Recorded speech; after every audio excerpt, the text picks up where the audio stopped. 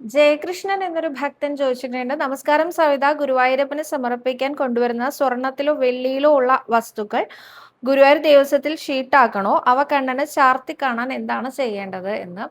സ്വർണം, വെള്ളി തുടങ്ങിയവയല്ല, നമ്മൾ കൊണ്ടുവരുന്ന എന്താണെങ്കിലും ഗുരുവായൂരപ്പന് സമർപ്പിക്കാൻ വേണ്ടി നമ്മൾ കൊണ്ടുവരുന്ന ഒരു വസ്തുവിനും ഷീട്ടെടുക്കേണ്ട കാര്യമില്ല കേട്ടോ. നമുക്ക് നേരിട്ട് വന്ന് നാലമ്പലത്തിനകത്ത് മണ്ഡപത്തിലോ അതല്ലെങ്കിൽ ചുറ്റമ്പലത്തിനകത്ത് കൊടിമരത്തിന്റെ ചോടയോ സമർപ്പിക്കാവുന്നതാണ്.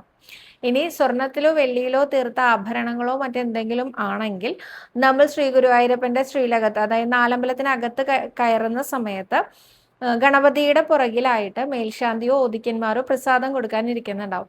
അദ്ദേഹത്തിനെ ചെന്ന് കണ്ട് പറഞ്ഞാൽ ഇതൊന്ന് ചാർത്തി കാണണം എന്ന് പറഞ്ഞാൽ ചാർത്തി കാണിച്ചു തരുന്നതാണ്.